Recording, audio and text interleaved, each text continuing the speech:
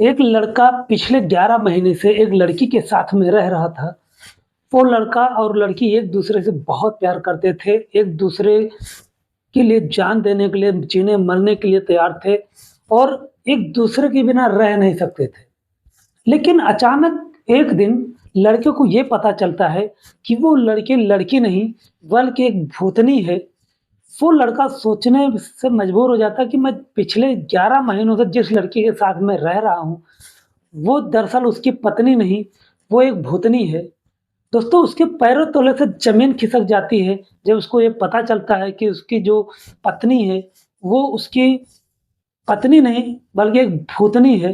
तो दोस्तों सोचिए आप उस लड़की का क्या हाल हुआ होगा? जानते हैं इस वीडियो में आगे। वीडियो में आगे बढ़ने से पहले आपसे एक रिक्वेस्ट है कि हमारे चैनल को आप सब्सक्राइब कर लीजिए, वीडियो को लाइक कर दीजिए ताकि हमारा हौसला बढ़ता रहे। नमस्कार दोस्तों, मैं हूँ बीके मौर्य और आप देख रहे हैं अपराध की खोज। दोस्तों दरअसल ये कहानी जो है ये बिहार प्रदेश की एक जिला लगता है मधुबनी। मधुबनी जिले का एक छोटा-सा गाँव लगता है चंपैया। उस गाँव की एक छोटी-सी कहानी है दोस्तों। उस गाँव में एक बिज़नेसमैन जो कि छोटा-मोटा बिज़नेस जिसको बनिया कहते हैं, वो रहता है।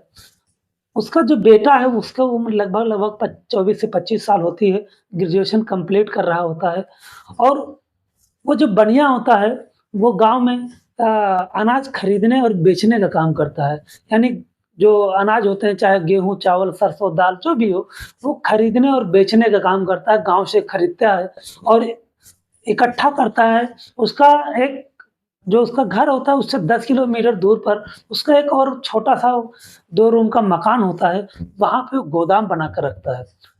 इधर-उधर से जितने भी अनाज खरीदता है, उस गोदाम में इकट्ठा करता है और जब देखता है कि हाँ, मंडी में भाव चढ़ गया है, तो उस अनाज को ले जाकर के बेच देता है।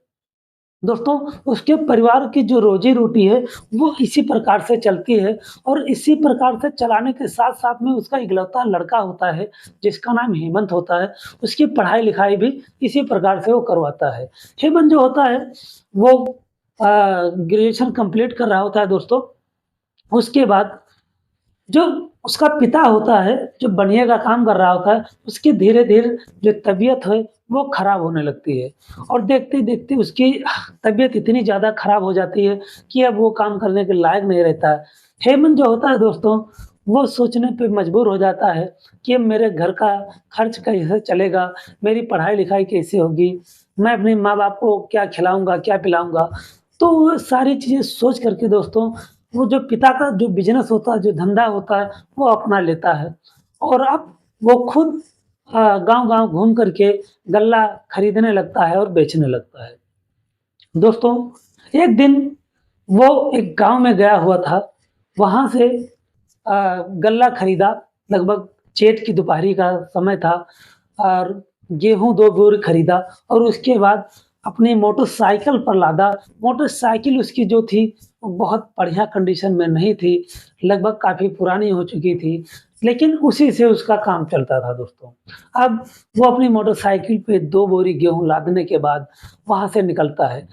जब वहाँ से निकलता है, रास्ते में दोस्तों एक नहर पड़ती है और उस नहर पे दोस्तों बहुत ही ऊँची पुलिया बनी होती है। अब उस ऊँची पुलिया पे उसकी जो बाइक होती है दोस्तों, वो चढ़ती नहीं है। वो चढ़ाने का बहुत प्रयास करता है, थक-हार कर थोड़े बगल में ही एक आम का पेड़ होता है, उसके नीचे बैठ के सुस्ता लेता है और उसके बाद फिर प्रयास करता है कि ये जो उसकी बाइक है वो चढ़ जाए, लेकिन वो जो बाइक है वो चढ़ने का नाम नहीं लेती। ऐसे होते करते लगभग 8 से 10 बार ये प्रयास करता है, लेकिन वो बाइक चढ़ती नहीं दोस्तों। अचानक वो बैठा हुआ था और उस बैठे-बैठे में एक पतला-सकरा रास्ता उसी साइड से निकलता है। उस रास्ते से एक बेहद खूबसूरत लड़की वहाँ से निकलती है। वो लड़की निकलती है और उससे पूछती है कि मैं तुम्हारी कोई मदद कर सकती हूँ क्या? हेमंत जो होता है दोस्तों, वो तुरंत कहता है हाँ, कर सकती हैं। मेरी ये जो बाइक है, ये इस पे चढ़ नहीं रही है। आप थोड़ा सहयोग करेंगी तो मेरी बाइक पुलिया पे चढ़ जाएगी। दोस्तों, वो ऐसी जगह थी कि आस-पास कम से कम काफ़ी दूर तक ना कोई घर था, ना कुछ था और दोपहरिया का जो टाइम होता है वैसे भी दोस्तों गर्मियों में कोई बाहर निकलता नहीं है, तो इसके चलते हेमंत को कोई मिल भी नहीं रहा था।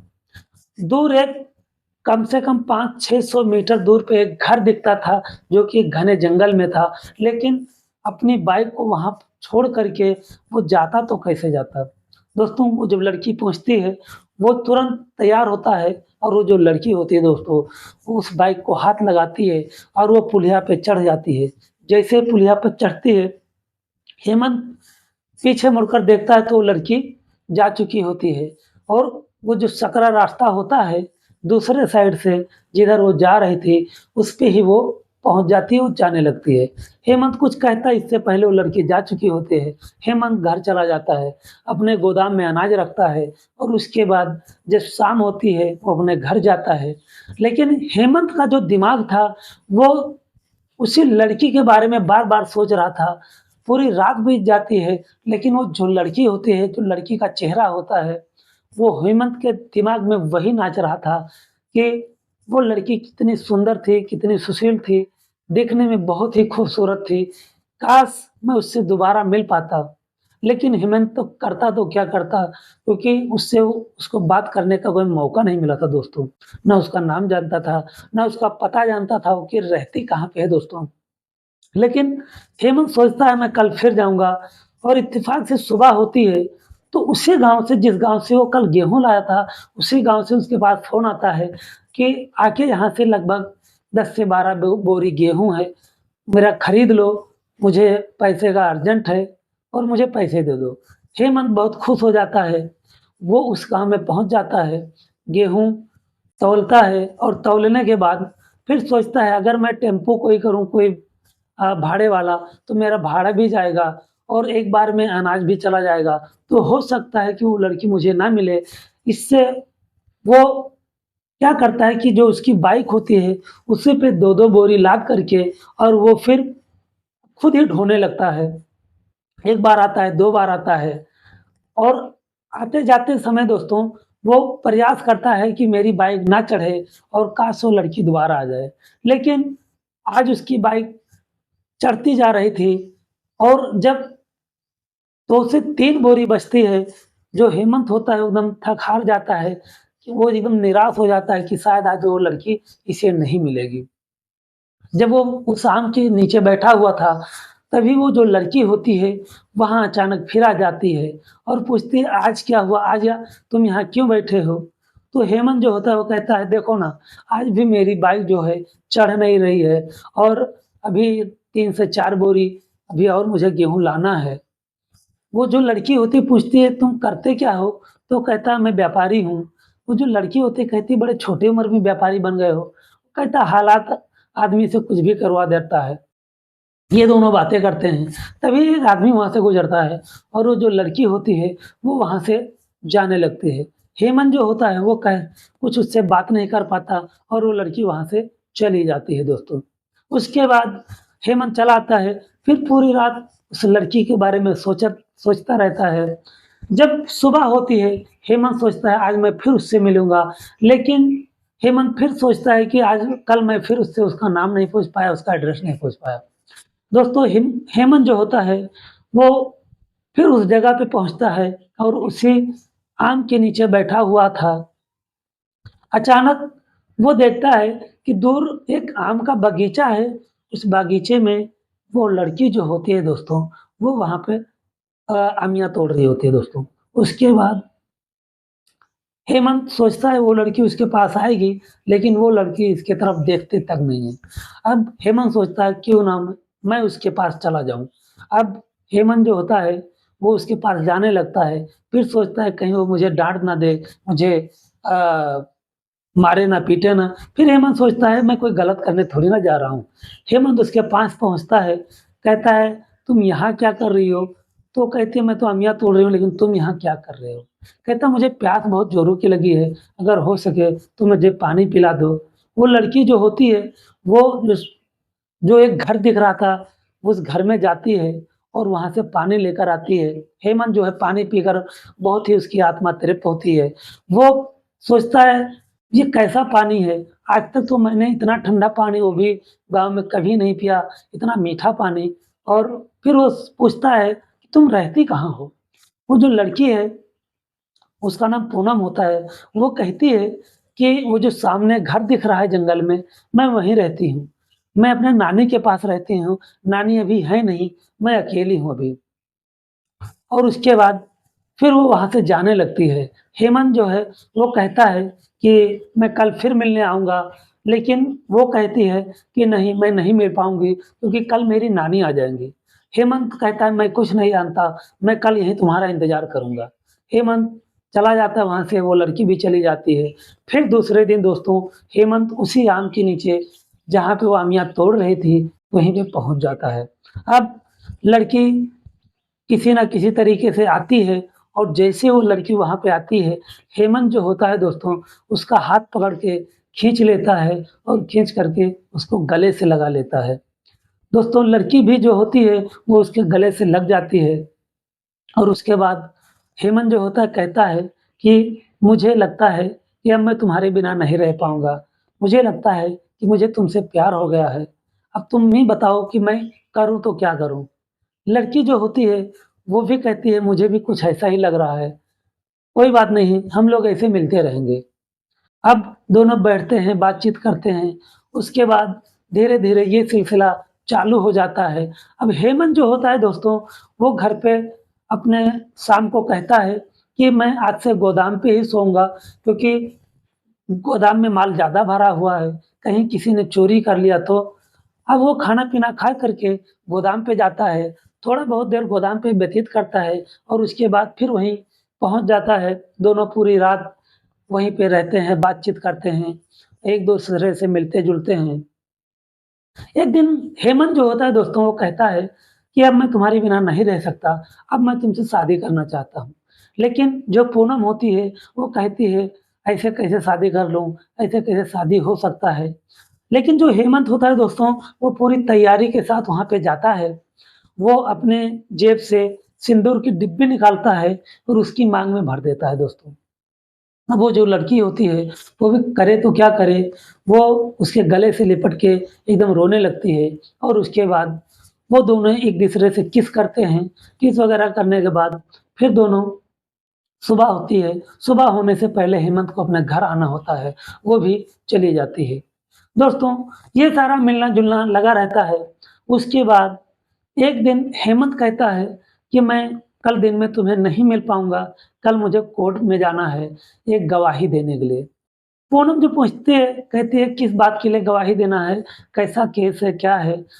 हेमंत जो होता है, कहता है ठीक है, अभी मेरे पास टाइम नहीं है, अब मैं जा रहा हूँ, कल जब मैं कोर्ट से वापस आऊँगा, जब हम लोग रात में मिलेंगे, तब मैं तुम्हें सारी बात बताऊँगा कि क्या है, क्या नहीं है। हेमंत वहाँ से चला जाता है।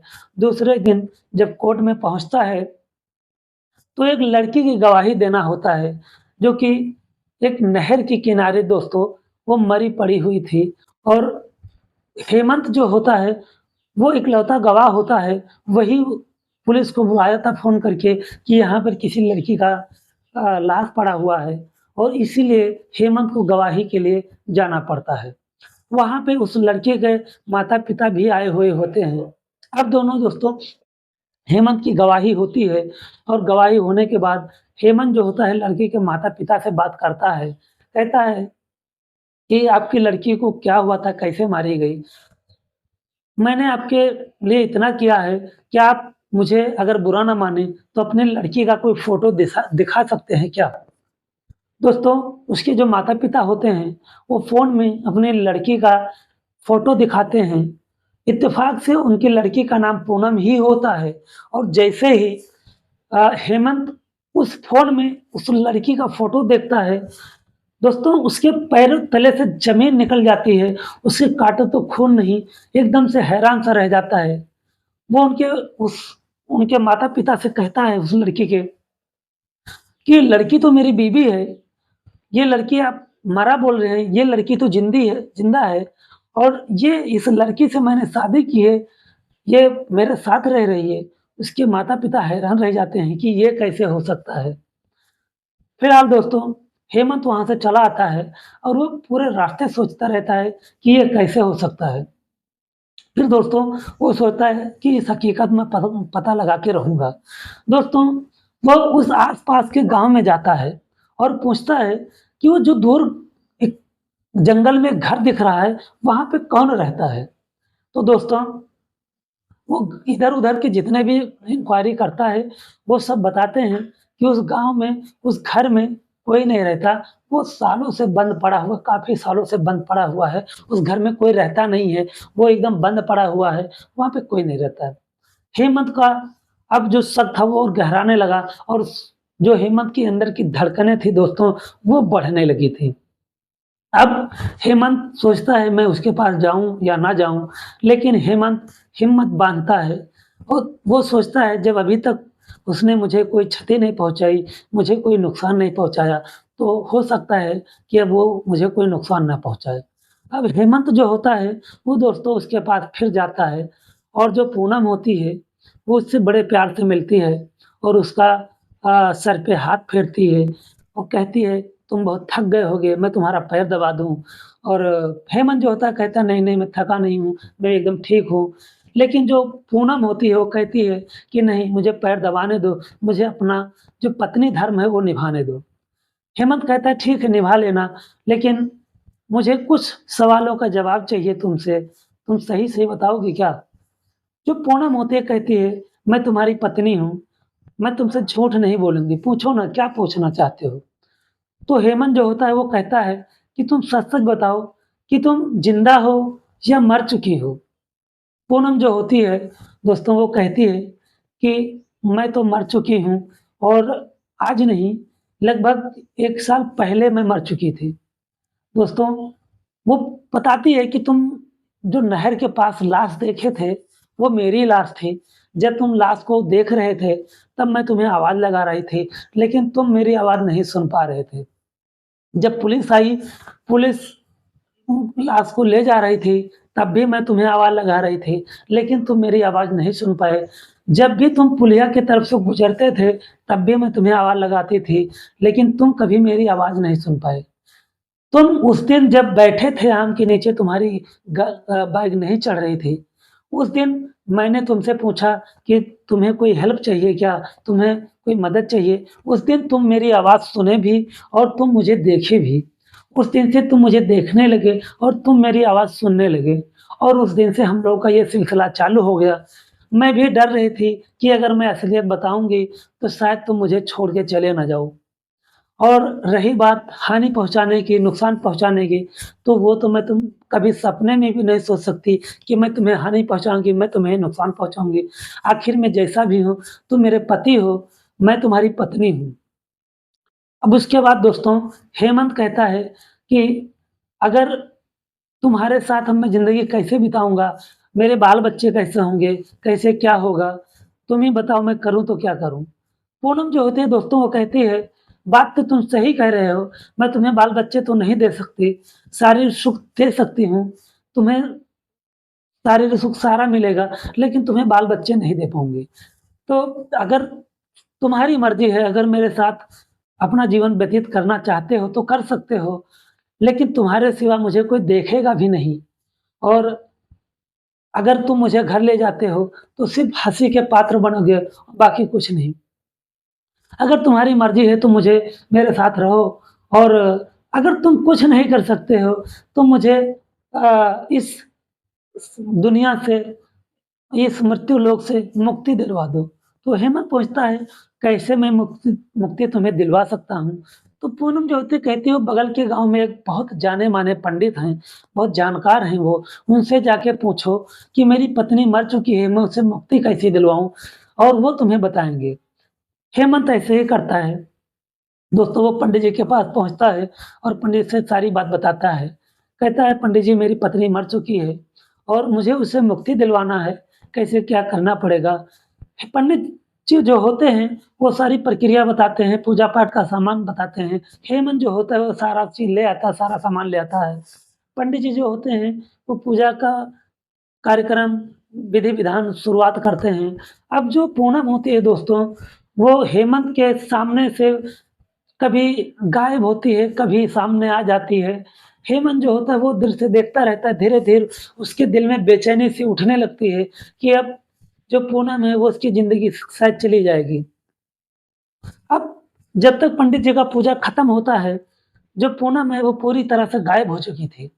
अब जो हेमंत है वो पंडित से पूछता है, "पंडित जी, जो मेरी पत्नी है वो दिखाई नहीं दे रही कहीं, अब आप बताएँ क्या हुआ?" तो पंडित कहते हैं, "बेटा उसकी मुक्ति हो चुकी है, अब वो किसी दूसरे योनि में उसका जन्म हो जाएगा।"